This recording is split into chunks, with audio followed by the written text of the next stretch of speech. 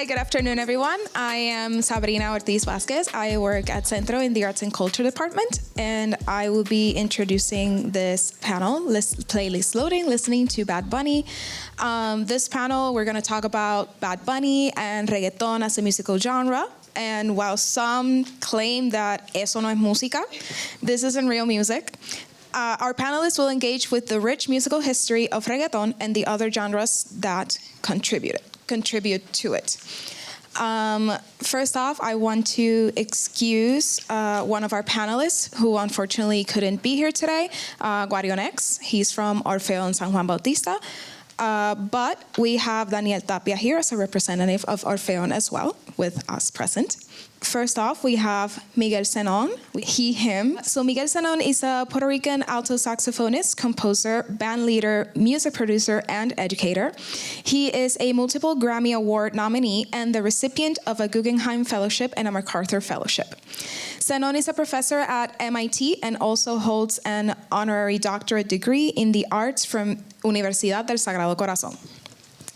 Our next panelist is Wayne Marshall, who goes by he, him. Wayne Marshall is an ethnomusicologist focusing on the musical and cultural production of the Caribbean and the Americas, and their circulation in the wider world with particular attention to digital technologies. He's currently writing a book on music, networked media, and transnational youth culture. He's co-edited and contributed to reggaeton and has published in journals such as Popular Music and Kalalu, while writing for popular outlets like The Wire and the Boston Phoenix. He holds a PhD from the University of Wisconsin-Madison and has taught courses at the Brandeis Brown, University of Chicago, and MIT. He is also an active DJ and maintains and runs the blog and website wayneandwax.com. Next up is Angelica Negron, but goes by she, her. Angelica Negron is a Puerto Rican-born composer and multi-instrumentalist. She writes music for voices, orchestra, and film, as well as robots, toys, and plants. Recent commissions includes works for Opera Philadelphia, Roomful of Teeth, and an original score for the HBO docuseries Menudo, Forever Young. Angelica has upcoming premieres with the Dallas Symphony Orchestra, featuring singer Lido Pimienta, and the Hermitage Artist Retreat, which was as the recipient of the 2022 Hermitage Greenfield Prize. Angelica regularly performs as solo show and is a founding member of the tropical electronic band Balloon. As an educator, Angelica has been a teaching artist with New York Philharmonic's Very Young Composers Program and with Lincoln Centered Education.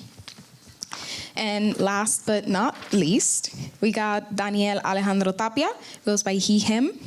Dr. Daniel Alejandro Tapia Santiago was born in San Juan, Puerto Rico. He earned his doctoral degree at the University of Illinois at Urbana-Champaign in musical arts with a primary concentration in orchestral and choral conducting and a secondary concentration in harpsichord performance. Tapia Santiago is Orfeon San Juan Bautista's music director and has collaborated with the Puerto Rico Symphony Orchestra and the Casals Festival in their concert seasons, and has also have performances all over the world. His contributions to academic literature include Jack Delano's Burundanga or Cantata Antillana, an art music portrayal of Luis Palés Matos' Black Caribbean, a detailed analysis of this choral symphonic work and its relationship to the poetry of Luis Palés Matos. He served as professor and choral director at the University of Puerto Rico, and he regularly acts as a musical advisor and evaluator on various committees at the Institute of Puerto Rican Culture. He is currently assistant professor at Universidad Ana Geméndez Humanities Department, where he also directs its choral program. So without further ado, I will give way to all of our panelists for their presentations, and please give a big round of applause.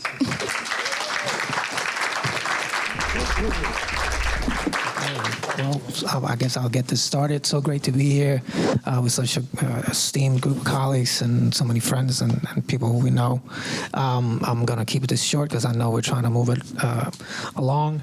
We're all musicians here, and I think we're going to talk about this from a music perspective. I know that that's definitely my plan.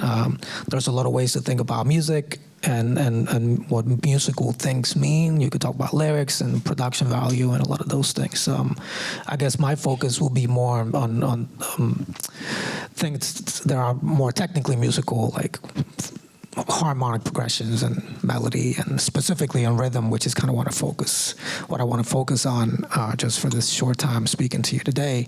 I just have the one slide because I wanted to focus on the music, and I want to put that up just for a second. I probably heard Bad Bunny for the first time in 2018. I want to say 2018, something like that, on a track called Tu No Vive Así, which is a collaboration with Arcángel and DJ Luyan and Mambo Kings. Although I think the track is probably 2016. And it was around that time when I was just hearing the name so much that I was like, okay, so I got to find out what's happening here. And it sent me down this rabbit hole of YouTube videos and clips and all this stuff. And a couple of things jumped out at me right away. Again, just kind of thinking about this from a musical standpoint. The first thing was that this person was really good, that he was really talented musically. And the other thing was that he stood out when he was paired with other collaborators. When he was a collaborator on many of the tracks that he was on, he was most of the time or every time the best thing on the track. And that stood out to me as well. Another thing that I was thinking about was that looking at that song and a lot of the early, material from his output, early Bad Bunny was, and I'm sure some folks would bring this up too, was exclusively trap, and reggaeton and everything else came later, and a lot of his colleagues like Anuel and Arcángel and Ñengo Flow and Mike Myers, they were basically all doing this thing. They're extending the trap phenomenon into the Spanish-speaking world, specifically in Puerto Rico and other places. And I don't want to get too much into trap, but and this history, because some other folks can talk about that with more insight. But I think it's important to mention that trap was born and kind of born out of hip-hop in the southern United States, specifically in Atlanta, and developed by people like Gucci Mane and T.I. and Migos more recently, and made its way into Latin trap in Puerto Rico. And a lot of these young artists that were coming out of the tradition of hip-hop and, the resurgence of reggaeton in the 1990s and 2000s, and then that coming down. And this was kind of like the comeback, I feel, and this artist was part of that. One thing about trap that I would say, just again, thinking about this from a musical perspective, there's a couple of distinguishing qualities from this music specifically. You could talk about production value and the instrumentation, a lot of hi-hat, very high-pitched instruments. It's lower tempo than a lot of dance music, so there's a lot of space for the MCs, a lot of space for the rappers. But the one thing that I wanted to focus on is what's happening rhythmically, especially with the rappers and the MCs. And the way they organize their verses is specifically using sort of a triplety subdivision, So what do we mean when we say triplet subdivision? I mean, there are some musicians in the house, maybe some of you might know, might not know. But basically, when we think about rhythm, and all of us do this, right? And any music that has some kind of tempo or some kind of pulse into it has this within the music. When we think about rhythm, we think about rhythm in layers, right? And one of those layers might be a pulse. So that song had this kind of pulse. Boom, boom, boom, boom, boom. And that's kind of what's carrying us through the song, sort of the anchor of the rhythmic structure, the rhythmic identity of the song. And within that space, that pulse, there's space for information, which we call subdivision, rhythmic information, right? Those subdivisions are usually symmetrically subdivided within that pulse. So those could be 2, or 4, or 3, as in this case, and that's within the core of this music, of this track that we heard, right? Now, like I said, one of the distinguishing sort of qualities of trap music specifically, and you hear this now in most of hip hop anyway, is the use of the triplets, and how the singers kind of use these triplets to construct most of their rhythmic information, whereas maybe 20 years ago in hip hop it was mostly 2s and 4s. Now the triplet is sort of the main thing, right? The main thing we hear. And of course, he didn't invent this. This is part of the tradition of this music. And I mean, you could make an argument. This has been around for 500, 600 years since African music came into this part of the world, right? Which I want to talk about that a little bit that later. But I think the main thing that I want to say is that even though he didn't invent this idea of like using triplets to subdivide and everything else.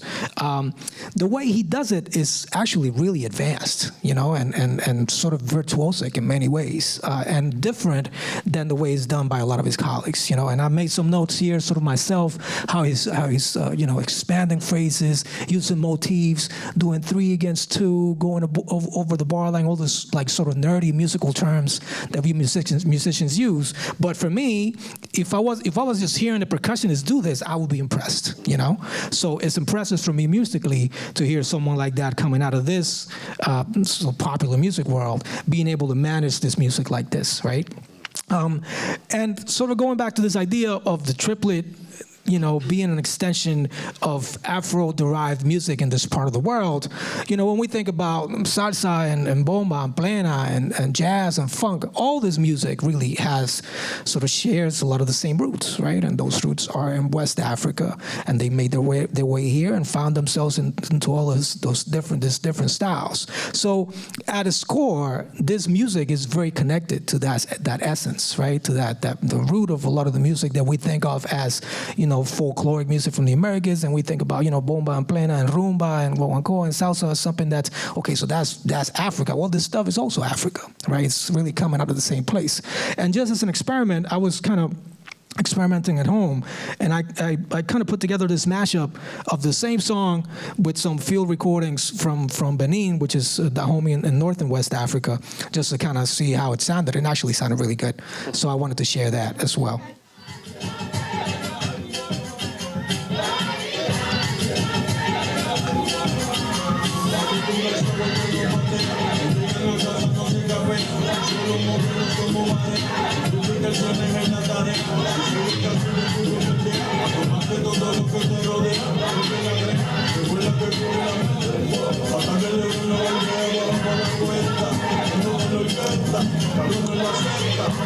So we don't need to listen to the whole thing, but you probably get my point, right?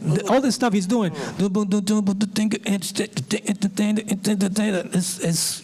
it's percussion, it's roots, it's Africa, So I guess I will close out and pass it along by saying that, one of the reasons that we were brought here, all of us, today, is to discuss this from a musical perspective and to think about this music as something that could be good or bad. Is it good music? Is it bad music?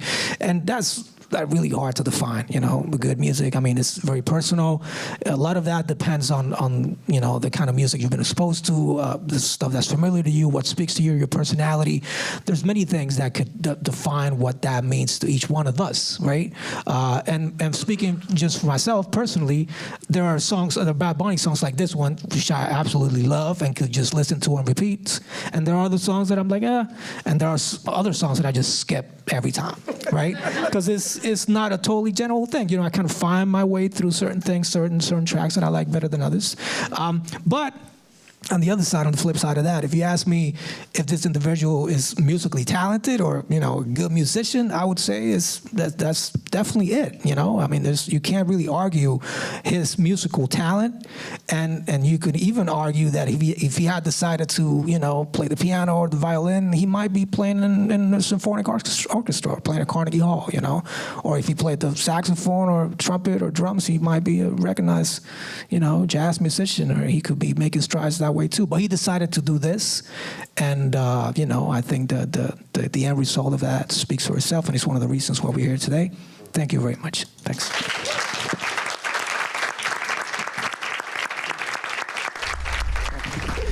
Hello, everybody, and thank you, everybody, for putting us together and inviting me to be here. It's a real thrill. The last time I was here at Centro was in April of 2009 when we launched our reggaeton anthology. Raquel Rivera and Deborah Passini Hernandez and I edited that book together, and I was a contributor to that book as well. And it's always, to me, been just a kind of remarkable and happy happenstance that I've ended up in the world of reggaeton expertise since I didn't set out to do that. I am trained as an ethnomusicologist, and my first love is hip hop, and my second love is reggae. And so when I heard El Abayarde in 2003, and when I heard it was introduced to me by a Puerto Rican kid in Boston who I was trying to show how to make beats on Fruity Loops. And I was like, you want to make a hip hop beat? You want to make a reggae beat? And he said, how about a Spanish reggae beat? And I said, well, here, I'll show you how to make a reggae beat and you can rap in Spanish on it. And he's like, no, Spanish reggae. I was like, okay, what do you mean? And he played me Tego. And, as soon as I heard, though, that beat, I said, oh, yeah, that's a reggae beat. It's a slightly older reggae beat. It wasn't the one I was trying to show him, but I could show him right away, right? And so I came to reggaeton from the perspective of a hip hop and reggae lover, scholar, producer to some extent. And I was just initially blown away by how these artists had taken those two forms in particular and twirled them together in a very new way, a very exciting way. And I've been trying to help sort that out as best I can, from the perspective that I bring to it. I've been listening to a lot of Bad Bunny since I first heard about him too. I dove down the bunny hole, and when I was asked to contribute to this, I had to kind of collect my thoughts a little bit. And the first thing I thought of is that when we think of Bad Bunny at this point, we think of him as like one of the most empowered artists in the world, right? I mean, he seems to enjoy great creative control and to play with it in some wonderful ways. And there's a kind of emerging maybe sense, narrative that he's been able to branch out stylistically, right, as a result maybe of what he's doing. And in fact, coming back to Miguel's point, if we look at his early work, which I went back to review, it is, more or less 100% trap. I went through Spotify and listened to about 50 songs that he released before he released his first album. And I think with the exception of a Becky G song, which is clearly in the reggaeton mold, they're all trap, 100% trap, right? And so that was interesting to me that he emerged in that way and as part of this broader wave, this Latin trap wave, Puerto Rican trap wave. At the time, that kind of made sense to me because reggaeton was at the time a little played, right? And it made sense that a next generation was going to embrace the next sound of hip hop. I also wasn't surprised because that's what the previous generation had done, right? They were in the hip hop scene and then they swerved toward reggaeton when they found that resonated in a different way. They could continue rapping, but they could reach a different audience in a different way.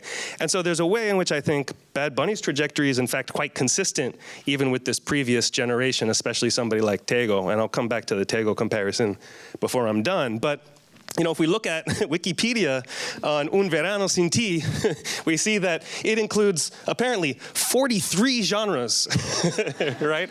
We think of him as a reggaeton artist, but we know that doesn't completely encompass what he does. And it made me think, to what extent, what percentage of his oeuvre is reggaeton? And maybe has that trended in a certain way over the years, especially given that he started off with such a prevalence of trap tracks.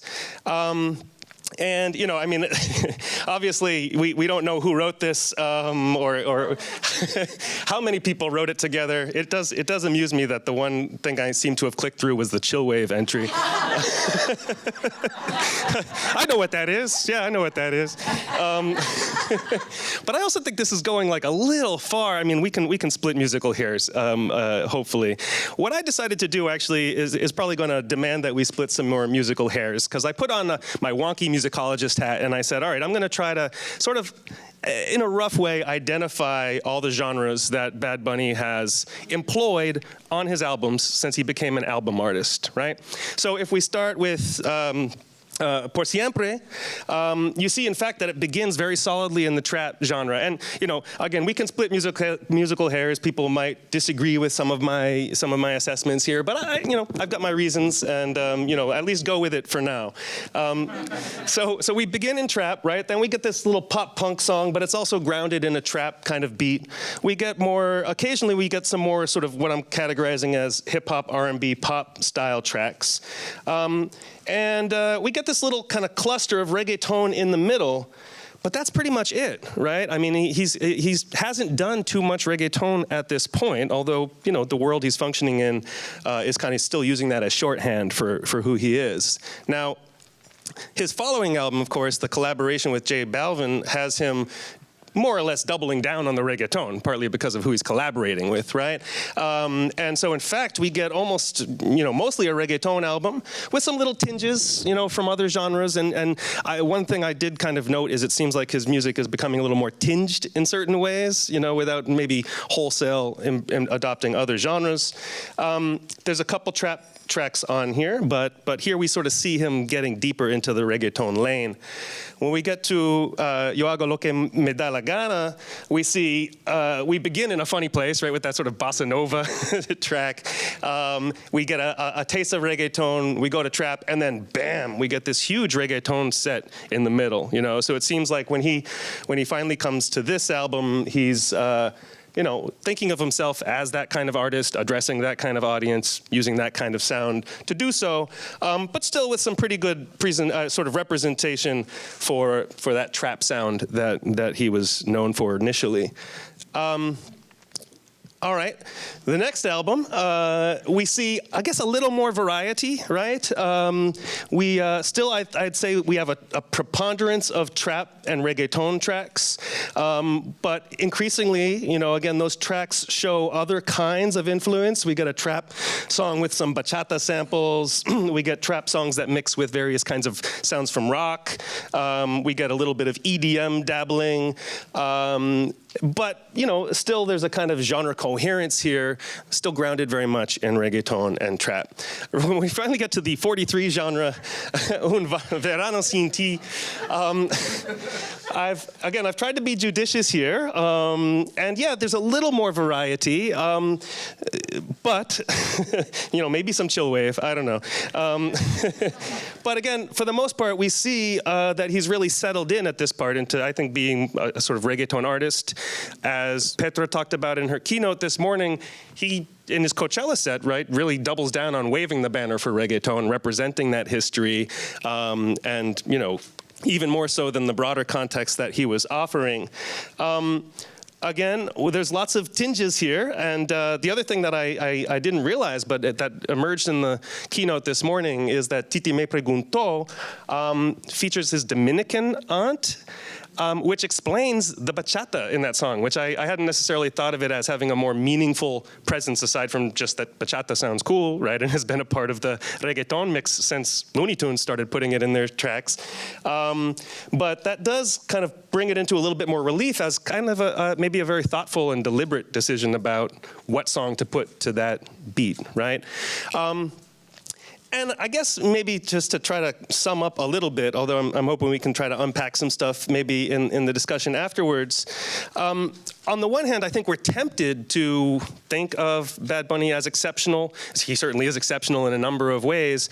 But as a reggaeton artist, I'm not necessarily sure that his quote-unquote genre hopping is all that special, is all that historically exceptional, right? And in fact, if we think about Tego Calderon, El Abayarde, great album, blew my mind. It has more tracks that are hip-hop tracks than are reggaeton tracks, right?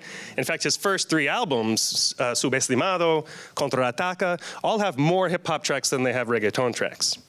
That said, it's the reggaeton tracks that are the bangers, that are the hits, right? Those are the ones that most people gravitated toward. And with La Receta, that's a solid reggaeton track too, right? So Tego has come back to that lane. Although if you look at his fourth album, there's one reggaeton track on it, right? So by 2012, again, it may be a bit of a low ebb for the reggaeton sound and style at that point, but.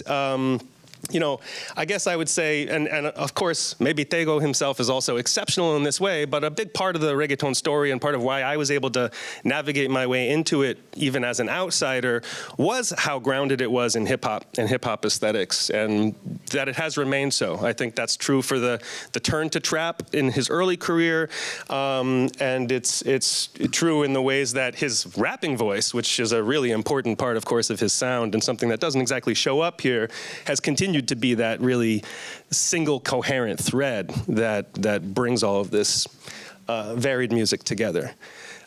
So I don't know if I just went a mile a minute there. I think maybe I did. In the interest of time though, and my co-panelists, I will stop there and maybe we can unpack things later. Thank you.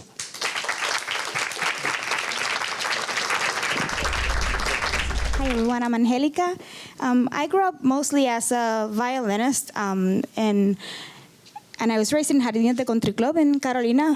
So fast forward many years after me trying to make some meaning of what it meant for me to play the violin, because I was not really so excited about it. I was just very curious about other sounds and layering and putting together sounds.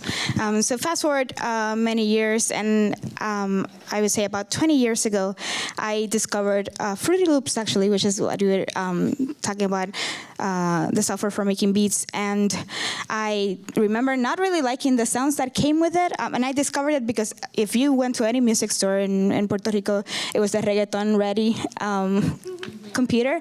And I discovered that you could load in your own samples, and so I was recording things in my home and loading them in Fruity Loops and making ambient music in Fruity Loops, which explains why I'm going to focus on field recordings, references, and sampling in Bad Bunny songs. But that was the seed for me composing. So I'm always listening to all these things that are being discussed, rhythm, harmony, and genre, but also my ear, I think, often first gravitates towards anything that's referential or sound design or that evokes a sense of time and place.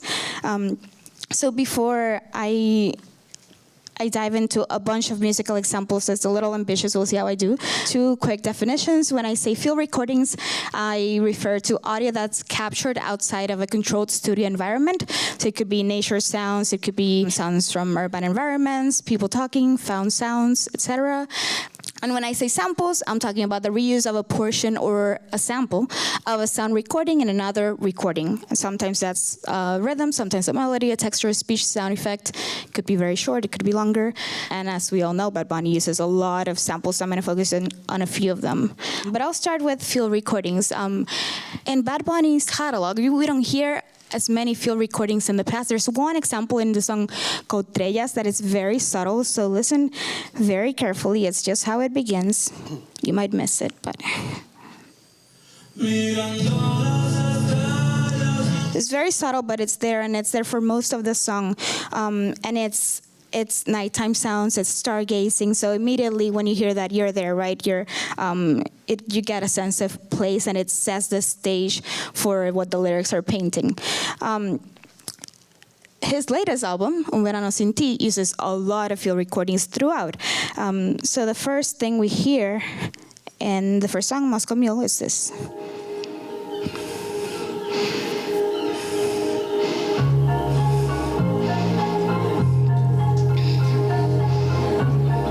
Oh, I keep forgetting, I need to stop.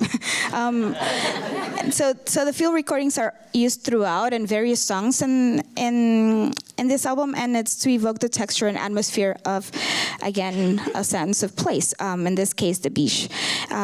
We hear seagulls, we hear crashing waves, and these come in and out of other songs too. So in Agosto, if we go towards the middle, right after the line, Ojalá y el verano nunca se acabe, we hear this.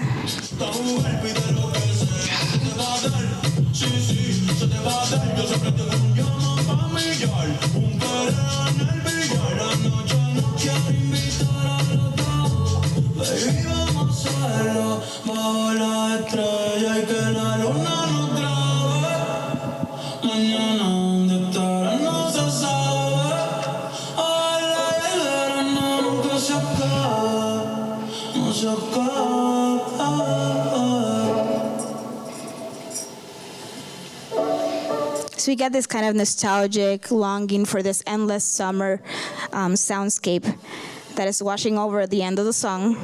And then that also transitions us to the next song, Calladita. So I'm going to let it keep going.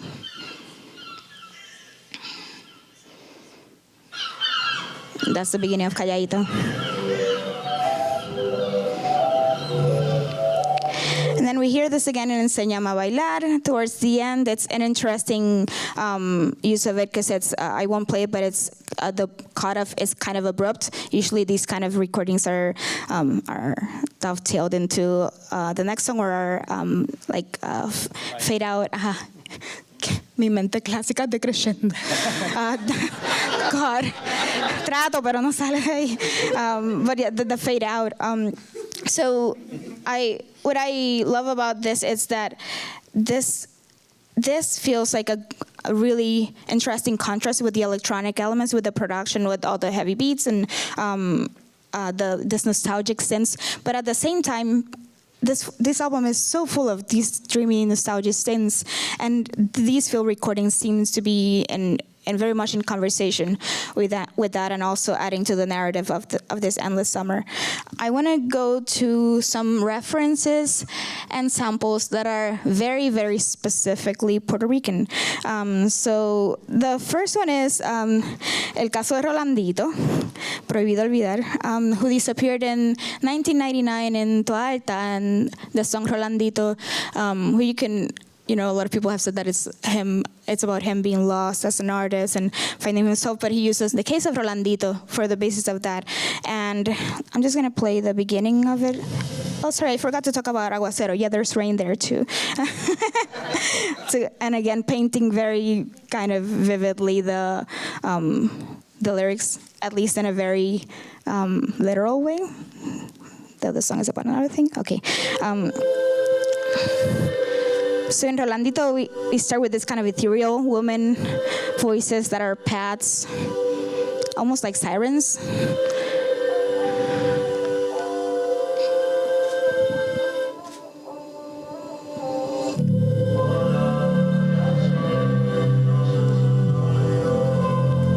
So then we get Bad Bunny, but in a kind of distant, filtered radio, almost like very, very distant, saying that, hola, ¿quién soy? No sé ni a dónde voy. He's lost.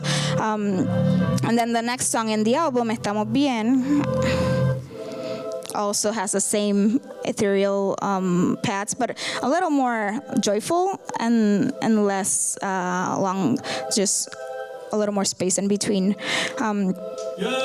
But the reference to Rolandito is something that is so specific to Puerto Rico that is anyone that knows about Rolandito that is not from Puerto Rico here? Do you know about Rolandito? Sí, la que sabe, sabe. But it's something that is so specific, and I love finding these kind of, I wouldn't say Easter eggs, but these kind of moments that it's often references to the 90s too. Of course, that's when he was growing up, and Caro is another one that I love because it not only features Ricky Martin, but the treatment of the voice of Ricky Martin is just, it always reminds me of this legendary band from Puerto Rico, Super Aquello. I don't know if anyone knows that band. This moment always reminds me of Eduardo. But I'm going to talk about it and then we'll hear it. So we hear kind of a distant Ricky Martin as backup vocals to Bad Bunny. Bad Bunny still front stage. And then Ricky Martin kind of starts coming more into focus. And then when we get him by himself, he sings in a way that is like not only quintessential Ricky Martin, but also early Ricky Martin. So I hear this solamente, and I'm like, I see the poster. I'm there. I get chills every time I hear it, because it's the gesture, the vocal gesture of that and how it comes into focus. It's not just, it's Ricky Martin. It's a very specific moment in Ricky Martin's career that for a lot of us evokes many memories. So I'll play that moment. ¿Dónde está mi timing?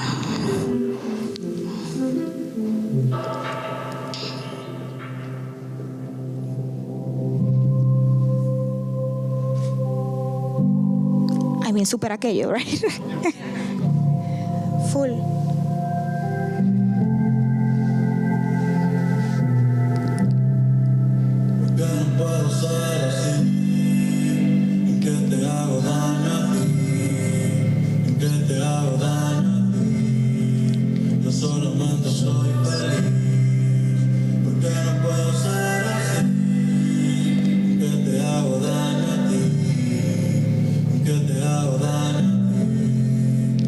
Solamente soy feliz.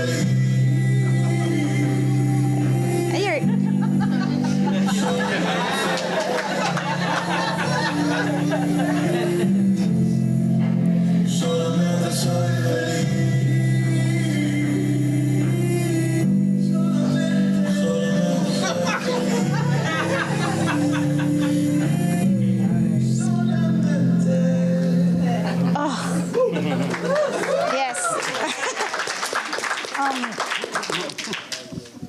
So another one that I'm sure, if it's not been talked about yet, will be talked about over the symposium is El Apagón, with a sample of Ismael Rivera's Controversia from 1969. And I'll just play a little bit of, that's Controversia, actually.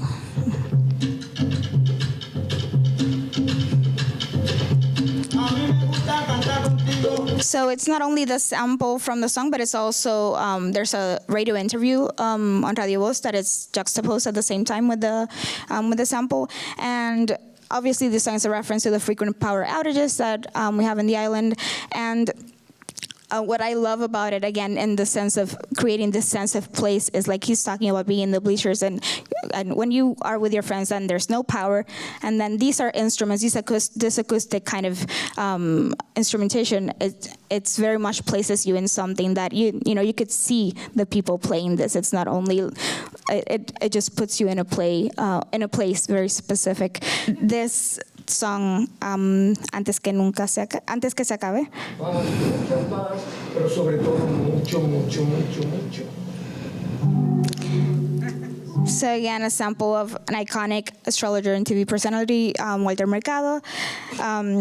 And there's also other very specific references. This is another, I think, very Puerto Rican one, La Banda El Garete. Estamos Bien. En la canción Estamos Bien, it's not a sample, but it's quoting la letra Que se joda, que se joda. And then there's also En el mundo es mío. There's also reference to Menudo, 1981. Those are just very few, but there's so many other references. And as many of you might know, Titi me preguntó. Tiene un sample de Anthony Santos, No te puedo olvidar, song from 1999. La Romana tiene un sample de Leonardo Paniagua, best last name, God. Fue de los dos, 1998. Anthony Santos. I don't have to play you, Titi me preguntó. This is Fue de los dos.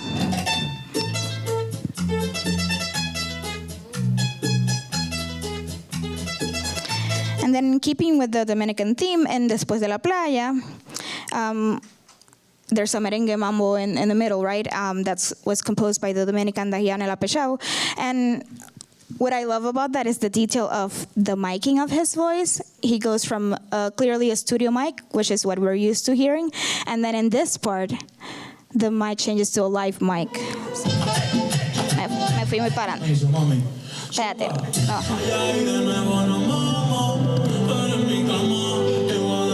So studio booth, I can see him. He's now outside.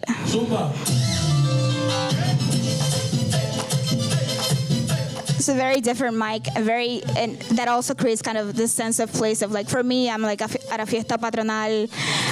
It's very evocative of that. And then two last ones. One, En un coco, which I think it's really interesting because it is. Let's actually hear it first.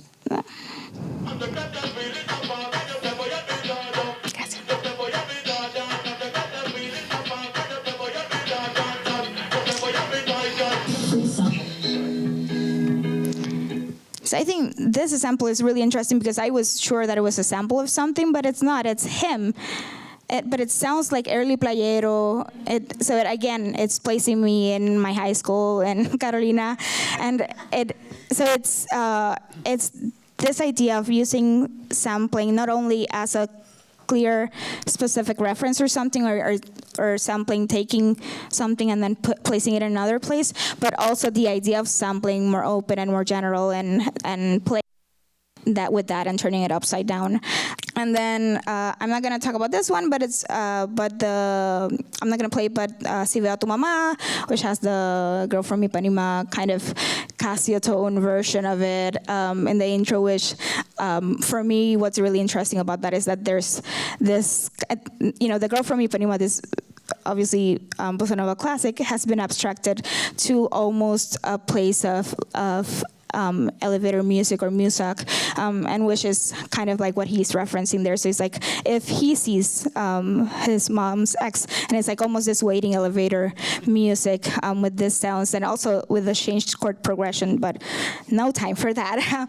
Anyways, I think whether it's through the use of found sounds or field recordings or very specific references to Puerto Rican icons and culture, from Boricua to Dominican artists and many others that we didn't get to talk about, Bad Bunny seems to be constantly bringing us back to the place where he is from and also to his people. So thank you for listening. Una de las cosas más refrescantes, yo pienso, ¿verdad?, de lo que es haberme criado en una formación musical clásica. Yo soy músico absolutamente clásico desde los 6 años. Es que cuando uno recibe la formación correcta, y no estoy hablando, ¿verdad?, hay de todo allá en el mundo, y ciertamente hay músicos clásicos que no hacen las cosas correctamente, ¿verdad? Pero el análisis musical clásico te enseña a ser bastante objetivo, mucho más objetivo de lo que la gente reconoce. Y es que la música tiene unos factores que son mucho más objetivos de lo que la gente reconoce, ¿verdad? La gente está muy acostumbrada a analizar la música a base de me gusta o no me gusta, me cae bien o no me cae bien. Y eso es un factor que está ahí. No estoy negando que obviamente tenemos afectos y que está muy bien que te gusten ciertas obras de arte del tipo que sea. Eso no quita que la música es un idioma y que como todo idioma hay unos aspectos claramente objetivos en su construcción. Y no es cuestión de que te guste o no te gustes, está bien compuesta o no está bien compuesta. Y si el discurso está manifestado de una manera efectiva, aunque lo que esté diciendo no te gusta, está bien compuesta, ¿verdad? Y ese mérito no se le puede quitar a alguien que está escribiendo música correctamente. Podemos compararlo con lo que es la gramática, ¿verdad? Yo puedo hacer una oración que te insulte de 1000 maneras distintas. Si la gramática es correcta, es correcta. Si la sintaxis es correcta, es correcta. Y si te ofendiste, te mandé el mensaje hiper claramente. Así que esa oración estuvo perfecta, ¿verdad? Y eso es lo que en fondo hay que analizar. Yo siempre digo que como músico clásico, a mí no me gusta mucho Beethoven. No me gusta mucho. Si lo hubiera conocido, seguramente no hubiéramos sido panas. Su sensibilidad no es la mía. ¿Es un músico mediocre? Absolutamente no. Lo que él hace es maravillosamente genial. Aunque hay otra gente que me guste más que él, no tiene que ver. Eso no tiene que ver. A nivel de cómo se debe, en mi opinión, analizar una obra musical y darle el mérito que merece a la gente que merece. Indiscutiblemente de cuáles sean tus visiones personales al respecto. Eso no tiene que ver. El elemento en que yo quería centrarme es lo que se llama la forma musical. Ya los compañeros hablaron de muchos elementos a través de los que se construye la forma musical.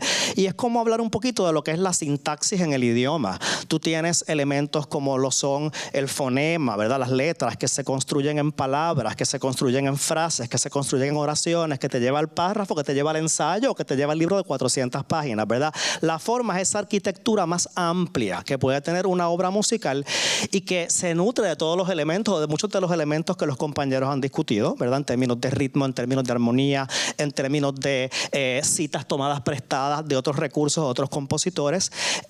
Y es un elemento bien importante porque la gente, lamentablemente, por la carencia en nuestros países y en casi todo el mundo, ¿verdad?, de educación musical de calidad disponible para el pueblo, pues la gente se le olvida porque en el fondo quizás no lo pueden codificar conscientemente, sí subconscientemente, que la música en sí es un idioma, sin hablar de la letra. La música en sí es un idioma y por lo tanto la forma musical en el escucha se transmite como un discurso, sea consciente de ello la persona o no, ¿okay? Por eso es que para mí el reggaetón ha sido tan exitoso, ¿verdad? Y la música de Bad Bunny ha sido tan exitosa. El reggaetón realmente, y yo estoy casi seguro que mis compañeros van a coincidir, musicalmente es conservador. Los elementos que construyen tienen unos elementos de forma que están bien delimitadas, ¿verdad? Música no conservadora es la música que tú ves muchas veces en la danza contemporánea, que literalmente porque no tiene una estructura, es como through composed, es como que empieza y se acaba, tú ves que los pasos no se repiten y fíjate cómo ese tipo de estructura automáticamente apela a un público que necesita quizás más recursos para poderlo entender o digerir. Tú vas a ver que muchas de las músicas más exitosas, tanto en el ámbito clásico como en el ámbito popular son musicalmente conservadoras. De ahí tan genial hasta cierto punto que eso se combine con un texto que muchas veces sí es transgresor de la norma, ¿verdad? Es un doble discurso muy fuerte. Musicalmente llega bien rápido a la fibra de casi toda Hispanoamérica completa porque son recursos que llevan siglos con nosotros. Ciertamente hay que mencionar la influencia africana, que es preponderante e importantísima. Se nos olvidan otras. Nuestra influencia indígena está ahí también. Hay muchas cositas que están ahí, ¿verdad? Somos culturas musicales muy, muy diversas y que tienen este bagaje bien claramente constituido.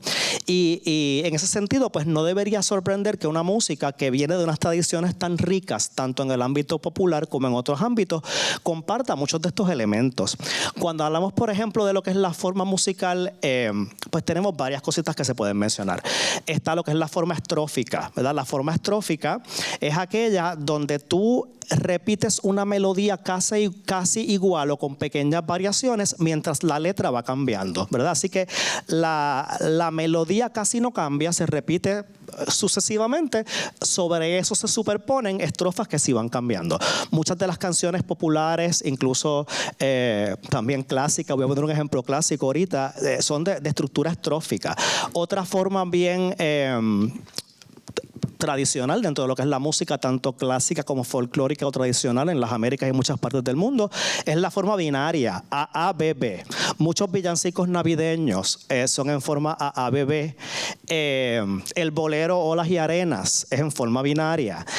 Muchos de los boleros que nuestros abuelos escuchan, y también gente joven todavía sigue escuchando, son en forma binaria. La forma ternaria, ¿verdad? Lo que es ABA. Tienes una parte que contradice en el medio. Y eso es una forma muy útil porque musicalmente se presenta un discurso, luego presentas un discurso musicalmente contrastante que puede proveer emociones distintas y se retorna al discurso posteriormente. Por eso es forma ABA.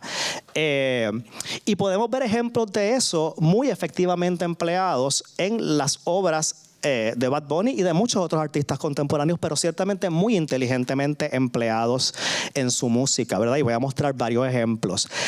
Importante también ver que eso de nuevo se yuxtapone a un texto, y lo interesante es que la forma musical puede apoyar el texto, puede contradecir el texto, puede ser satírico. O sea, tú puedes jugar con muchas cosas cuando hay letra y música, porque tienes un lenguaje de los sonidos que presenta unas emociones, que presenta unas ideas, y eso se superpone un lenguaje gramatical, ¿verdad? El español, el inglés, el que sea que se está hablando, que puede tener otro discurso que está a la vez pareado, y se dan conexiones bien interesantes. Si voy a hablar un poquito de recursos que yo veo en la música de él, lo que es, por ejemplo, el ostinato y en el alemán le llaman el Leitmotiv. Son cosas parecidas. Ostinato es cuando tú tienes una frase musical, ¿verdad? Viene del italiano obstinado, como alguien terco, ¿verdad? Alguien que te repite lo mismo y lo mismo y lo mismo. Pues igual que alguien terco te crea mucha tensión, ¿verdad?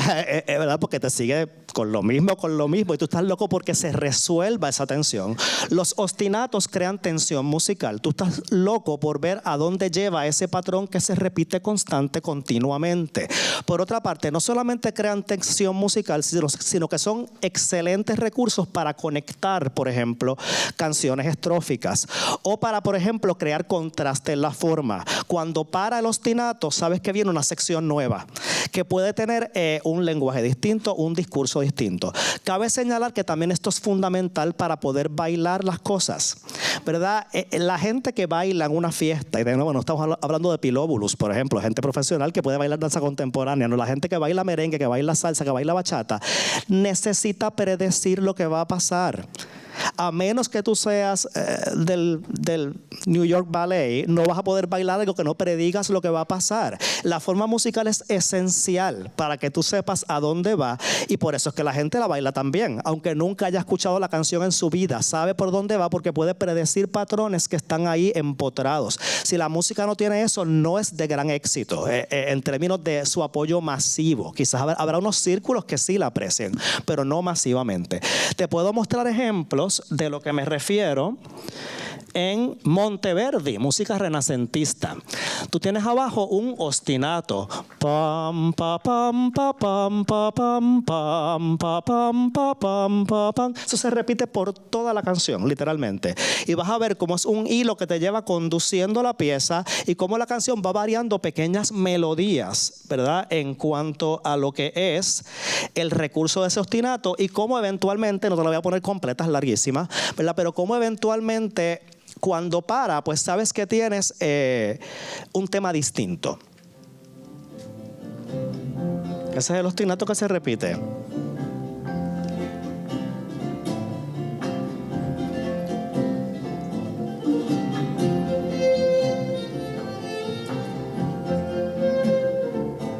Eso es muy similar a lo que hacen los cantantes de este género de música. Varían melodías sobre algo que se repite constantemente.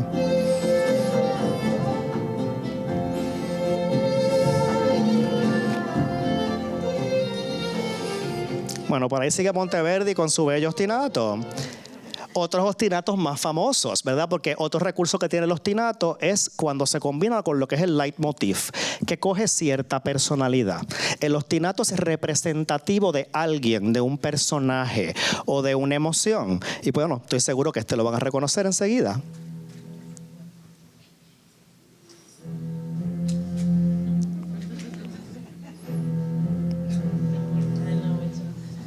Eso es un ostinato con un significado muy particular. Viene por ahí el tiburón a comerte, ¿verdad? Y ya lo estás viendo.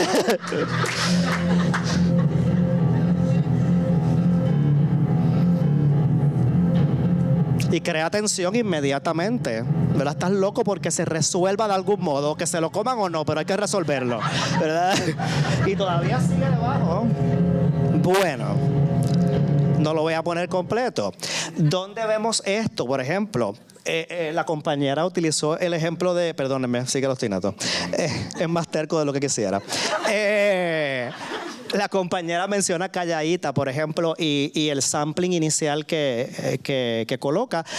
Y qué bueno que no mencionaste el carrusel porque me quitabas el ejemplo.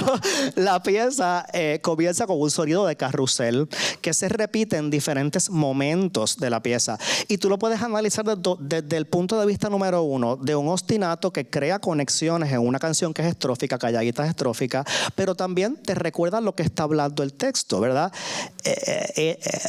No sé quién la dañó, ella no era así. Todos los calladitos sabemos que nos dañamos nosotros solos, ¿verdad? Eso no nos daña a nadie. Pero bueno, por ahí viene el texto, ¿no? Tienes un carrusel, algo simbólico como de la infancia, como de un pasado, como de la inocencia. Por otra parte, un ostinato muy inteligente, porque así como yo hice la broma, ¿verdad? La canción es bromista, la canción es un poquito sarcástica con esa idea, ¿verdad? De la persona que se ve tranquilita por fuera, pero lleva el agua por dentro, ¿verdad? Y el carrusel también es lúdico en ese sentido. Y tú puedes ver cómo él utiliza ese recurso de motivo, de ostinato, para coser la música de la canción, ¿verdad? Por aquí empieza. Y lo repite en momentos muy precisos. No es a lo loco. Se acostó temprano, mañana hay que estudiar. Pero llamó a la amiga diciendo pa' janguear. Tiene un culito ahí que la acabo de testear. Ahí hay contradicción de la inocencia de la musiquita con el texto que ya es más subido. De nuevo, el discurso. Ella es calladita. Y hay un punto, por aquí viene. Yo sé marihuana y bebida. Gozándose la vida. Bueno. Ahora no me acuerdo. Ahí está. Lo juxtapone, ¿verdad? Al beat que se mantiene constante. ¿Verdad? Son recursos altamente simbólicos que se pueden analizar de muchas maneras, pero para mí no son casualidad, ¿verdad? Están muy inteligentemente colocados en unos momentos muy específicos, ¿verdad? Otro ejemplo, ¿verdad? Es todavía quizás más claro, ¿verdad? Yo perreo sola es forma ABA, ¿verdad? Demarcado por las partes en que la interlocución es por voz femenina, termina con voz femenina y todo el segmento, ¿verdad? De la voz de él en el centro. y tiene un ostinato muy clarito, ¿verdad? Que es como representativo de la personaje principal para mí. Tú me pichabas, ahora yo picheo. Antes tú no querías, Por aquí viene ya mismo. ahora yo no quiero. Antes tú me pichabas, ahora yo picheo. Antes tú no querías, ahora yo no quiero. Tranqui, yo perreo sola. Pam, pam, pam, pam, pam, pam, pam, pam, pam. Siempre que sale alude a la personaje principal, ¿verdad? Y usualmente en primera persona, cuando habla ella, ¿verdad? Bueno, para concluir, de nuevo, no son, perdónenme, discúlpenme que no quiere parar. Aquí estamos. El ostinato, ya ven lo poderoso que es. Bueno, para concluir, ¿verdad? Mucha gente podría pensar, y me parece que hasta cierto punto de nuevo una falta de respeto, ¿verdad? A gente que hace las cosas bien hechas, ¿verdad? Más allá de que te gusten o no.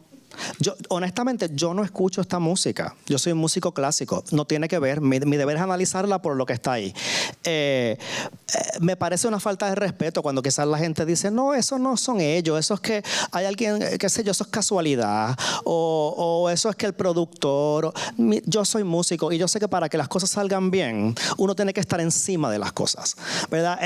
No sale de otra manera, ¿verdad? Es restarle mucha capacidad a alguien decir que recursos tan inteligentemente empleados, no en una sola canción, en múltiples canciones, son producto de casualidad o decisiones puramente comerciales y que esa gente no tiene visión artística, talento artístico. Por supuesto que sí. No hay otra forma de hacer esto tan bien hecho como está, independientemente del gusto, que por alguien que entiende claramente lo que está haciendo, ¿verdad? Y eso no tiene que ver con preferencias personales o lo que sea, ¿verdad? El talento es el talento, la habilidad es la habilidad, y ciertamente hay habilidad, y eso es innegable.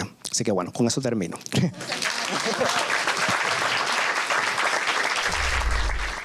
I have so many questions, but for the sake of time, I'm going to start with, how do you think Bad Bunny has successfully incorporated all the elements that we talked about? We talked about samples, we talked about genres, rhythm, a music theory perspective as well. How does he incorporate all these elements into his sound, and what impact has it had on the music industry today? Yo creo, ¿verdad? También hay que hablar, muchas de estas composiciones son colaborativas, ¿verdad? Y eso tampoco les resta mérito, ¿verdad? Participan a veces 2, 3 artistas y eso no quiere decir que sean menos talentosos por eso, ¿verdad? Muchas obras también de importancia en el mundo son colaborativas. Y yo creo que sí, es una conjunción de gente que tiene mucha experiencia, ¿verdad? Indudablemente. Hay productores que tú reconoces el nombre en numerosas, ¿verdad? Producciones a lo largo de una carrera bien amplia. Sí hay más conocimiento, ¿verdad? Musical, teórico, de lo que la gente a veces admite, ¿verdad? Por poner otro ejemplo, Daddy Yankee toca bastante piano, ¿saben? No es poquito, es bastante, ¿verdad? Y la gente despacha eso como que eso es imposible. Y es que él no está haciendo eso en el público, no quiere decir que no lo sepa o que no lo domine o que no tenga esos recursos, ¿verdad? Así que hay más habilidad también de lo que muchas veces la gente quiere reconocer. Y yo creo que pues son gente que sabe muy bien lo que están haciendo y tienen esta conjunción de factores, como mencioné, factores que son ya casi de un apego cultural bien grande, ¿verdad? Y que todo el mundo le gustan porque tocan la fibra hispana, latina, afrocaribeña, afrolatina, ¿verdad? De una forma muy cercana y que están, ¿verdad?, destinadas a apelar a mucha gente con cosas que sí son bastante innovadoras. Su producción vocal para mí es bastante innovadora, ¿verdad? La forma en que él coloca la voz es bastante particular, tiene un sello bien particular. Él lo canta, por lo menos lo que es bastante reciente, lo canta casi todo. No hay muchas cosas habladas también, que también le da quizás un sello particular que ayuda, ¿verdad?, al éxito, ¿verdad?, de su música, de su proyección. Son cosas que se me ocurren, ¿no? Sí, totalmente de acuerdo. I think also there's a lot of kind of false narratives around music being in different boxes and being like this is trap, this is reggaeton, and sometimes it's helpful to analyze things and put them in boxes, like when we were talking about but it's super helpful to see it through that lens. At a glance, maybe. Right, but then it's also important to keep in mind that for creators, like that's a lot of us don't think in those ways, and it is a very fluid creation process, and one thing infiltrates into another one. So talking about like his impact, I think because it's something that is so massively popular and that almost everyone knows who he is, then there is a reference for other things that also paves the way for other things to happen. Last week I was in Dallas for a premiere with the Dallas Symphony Orchestra, and my piece is a song for Lido Pimienta, but it's within the context of the concert was called Beethoven and Brahms. That was the title of the concert. And I had a 10-minute opener, and it has a dembow beat in the middle of the piece. And then the reaction from people afterwards and the references were, a lot of it is Bad Bunny, and especially people that have not encountered that before. So as much as there's all this, a lot of the times classist discourse about like that music not being kind of música, and which is, I think I hear it here and I feel like, oh, that's like, oh, I laugh a little, but sometimes when I'm in the conservatory in Puerto Rico, I was just there a few weeks ago, it is very real. It is very real, and my professor there, Alfonso Fuentes, who decided to do the composition seminar, which every semester is a different topic. He decided to do it on reggaeton last year. It was a whole controversy there. And it's because the same thing, right? And then they go to other things like, oh, but the lyrics and misogynist and all of that. But then you're teaching opera italiana, and that's, so much violence to women there. Let's start there. So the hypocrisy, right? I totally digress. But my point is that all these seemingly disparate worlds or spaces and containers in which music happen, especially now, they're very fluid, and music and influences converge in many ways. So the fact that this is just the soundtrack of the world right now means a lot for all of those intersections too. To me, Bad Bunny's impact is less about some kind of innovative, novel musical thing that he's doing, as opposed to his insistence on keeping his accent, keeping his language, all of these deep Puerto Rican references in his music, and the fact that he doesn't seem as interested in making the kinds of concessions, right, that had been made previously. So he's made a lot of space for that, and I think you're right too. There's a context here, which is that for some people, they don't otherwise know this music besides Bad Bunny. And we think of all the Bad Bunny constituencies. I follow a lot of DJs, and DJs kind of love him and kind of hate him because, there's also this kind of like white girl constituency, pointing their phone at them the whole time. Play Bad Bunny, play Bad Bunny. There's more than that out there. But I also think that, Bad Bunny, for all of his power, has also been, influenced by trends too. I think that in some ways he was sort of platformed by the Despacito effect, right? And we saw how Despacito enabled Mi Gente, which enabled I Like It Like That, which enabled Mia. And by the time we get to Mia, though, right, we've got Bad Bunny writing a Spanish verse for Drake, and then we've got Drake rapping entirely in Spanish. Like those are some major shifts, even if they're not entirely about musical innovation, but also using his platform to do what he can. And just briefly along those lines, that's something I've long tried to do as someone who works in music departments, still very conservative places, and who works on things like hip hop or reggae or reggaeton. And also never wanting to be that person who, it's not my job to validate or legitimize those things. They legitimate themselves, you know what I mean? And it's already got its sphere of legitimation. And sometimes we can appeal to ideas that respect virtuosity, right? Or that sort of recognize the use of a good ostinato.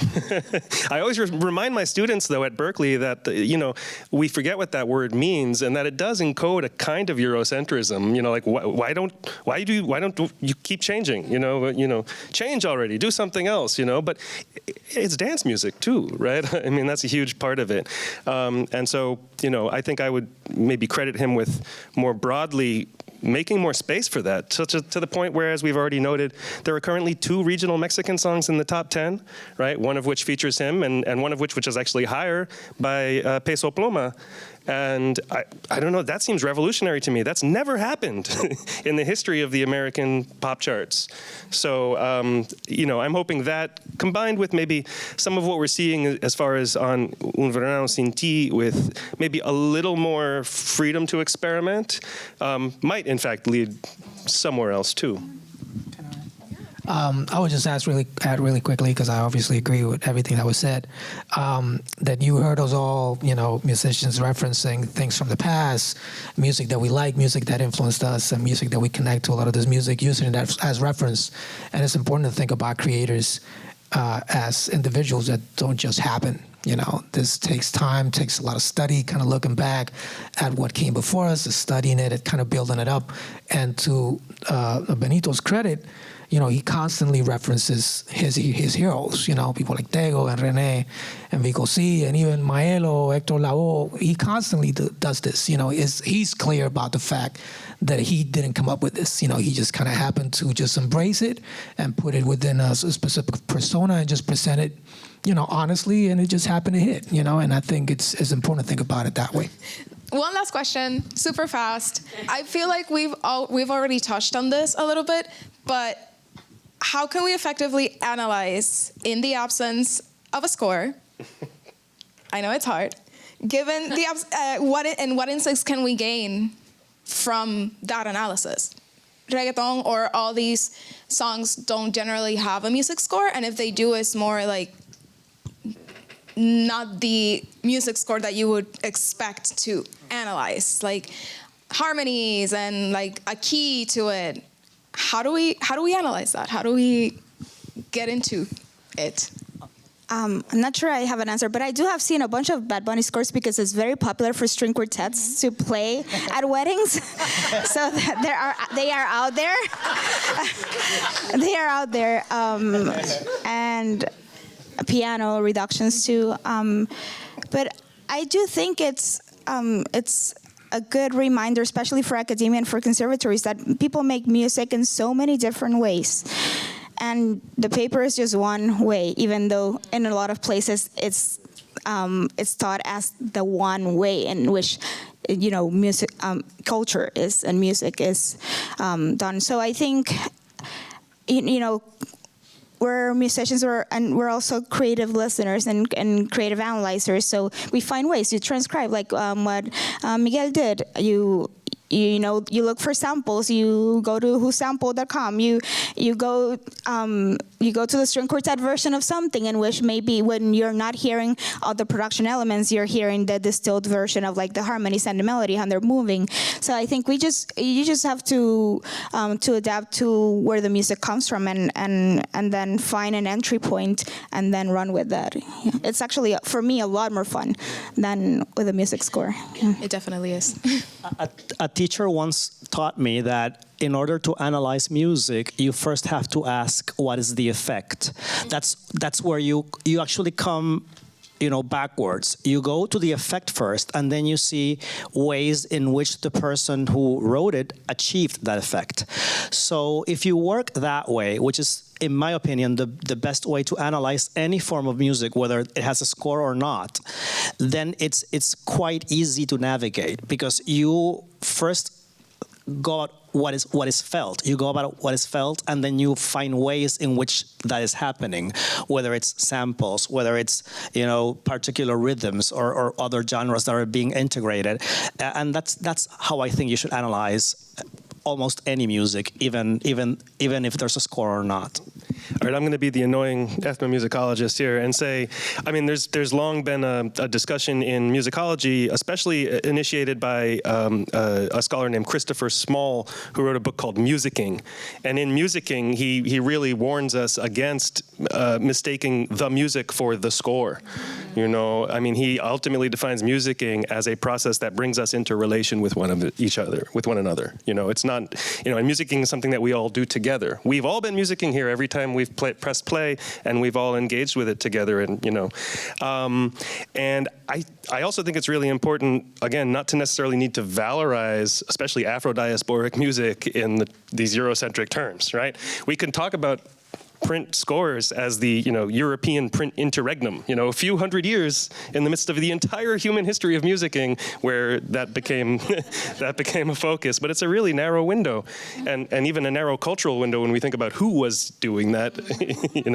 And ultimately, reggaeton comes from reggae. And reggae, I think, was this revelatory breakthrough where people in the midst of recorded music culture, right? So it's only the last 100 years where that interregnum has also kind of been going on. In the midst of that, they said, this doesn't have to alienate me from other musicians, even though I'm now separated in time and space from that. We can take this record and we can turn it into live social practice right now and right here. And let's see how that unfolds in an oral call response kind of format. And so I think attending to those practices and those relationships, as opposed to the notes or something like that, will ultimately lead us deeper into what's so meaningful to people. I agree 100%. I would just piggyback on everything, especially what Danielle mentioned earlier about music being a language. And of course, this can all be codified and turned into notes and measures and all this stuff, harmony.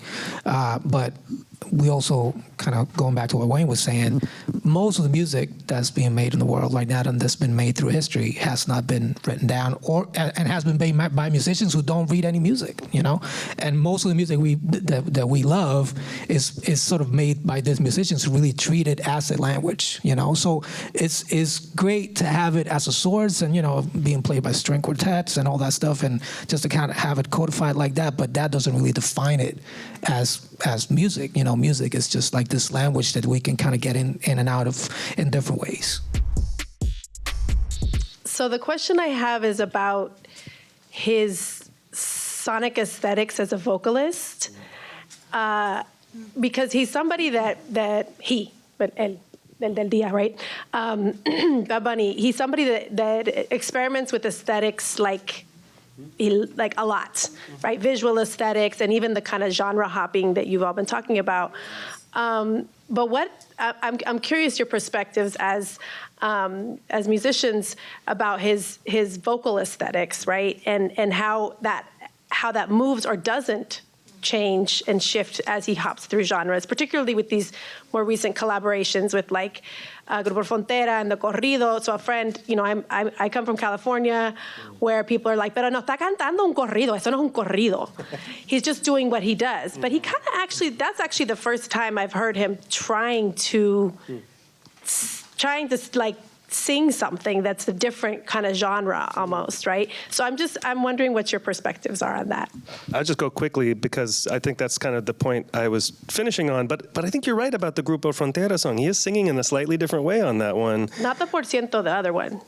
No? Maybe, yeah, okay. Maybe. Vamos a ver. Anyway, I mean, for me, though, it is his voice that is the kind of thread that you can really pull through, and he hasn't changed it that much. I hazard to say, and I still basically hear him as an Atlanta, informed mumble rapper, right? And but mumbling in the same way that like when Daddy Yankee adopted that rapid fire Jamaican, if you listen to the intro on like Playero 38 and blah, blah, blah, blah, blah, blah, blah, it's like, okay, but it's Jamaican, but it's a Puerto Rican thing too, right? Likewise, right? Bad Bunny hears this mumble rapping and then he's like, oh yeah, but we also swallow all of our consonants. So, and so he does it in a Puerto Rican way too. And for me, that's been pretty consistent. Yeah, I think, before I decided to focus on field recordings and samples, I wanted to do melodies and like analyzing melodies. And then I was like, that's too ambitious for 10 minutes. But I think one of the things why I'm attracted to his songs, I think, is his melodies. He's a very emo singer. Like his melodies are super emo, and he's siempre está como llorando, and it's like it's very very right. They like hang up there, and there's a tension of like something that's suspended and then released, and so. I think his melodic contour is something that is pretty unique, I would say, to the genre too, which obviously, as in Wayne's presentation, we saw he's listening to all this music, of course, is informed by all of that. But I think that is one thing that is, for me, very distinctive about Bunny is his melodies. And see, I there's something special there. I can't quite put my finger on it, but I think one of the first things I told a friend of mine was like, no me puedo resistir un caco que canta, que pueda afinar y canta. Es como, there's something, that's TMI, but. De acuerdo. Pero there's something, there's like a melodic sensibility that is very unique, and it's super catchy too. That is, yeah, special. I coincide with her completely. I also wanted to do a melodic analysis and desisted like within 5 minutes. It's really ambitious, but his melodies in terms of what is interval construction, like the distance between notes, are generally quite complex in all senses. So they're complex melodies. They're not that easy to sing.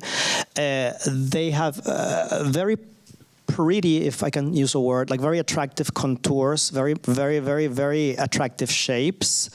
They tend to be suspended, meaning that they don't resolve back to the starting point, and you keep wanting to sort of hear where it's going to lead eventually. I also think that he has a very nice, what we would describe in choral music, a very nice baritone timbre, which is not often found in pop music at all. If you're a guy, you're meant to be a tenor. If you're a woman, you're meant to be an alto. There's a lack of sopranos and baritones or basses in pop music in general. So I think it's refreshing to hear like a deeper, sort of very velvety kind of sound. And he just has a very nice timbre in general. It's a very sweet voice to listen to. So I think that helps as well also. I would agree, again, with everything that was said. I would just add, kind of going back to Angelica's point, he sings in tune, and that's refreshing to hear in a lot of popular music, especially in the age of autotune. It's refreshing to hear. He's very creative. I play mostly jazz music. I'm improvising all the time. When you hear someone who's constantly looking for something new, like that's kind of how it feels to me when I hear his songs. It's not just staying comfortable. He's looking to do something new, to create something different, a different contour, a different move, and it's refreshing to hear, I remember in 2008 when the reggaeton book was launched in 68th Street at Centro. Wayne, I still remember your presentation. I still remember that you brought sound and you explained from Jamaica to Panama to Bayamón. I feel that what you've done and what this panel has done is, instead of having one panel about one book and about one genre, we have used Bad Bunny as an excuse to gather and nerd out. We have nerd out. Angélica, I appreciate your analysis so much. Y de verdad, Daniel, me encantó que hablaste en español y que me lo explicaste como es, ¿me entiendes? Gracias. Y también, no, it's just an appreciation post. I'm sure it will be posted somewhere. So just thank you. Thank you. This has been an amazing panel.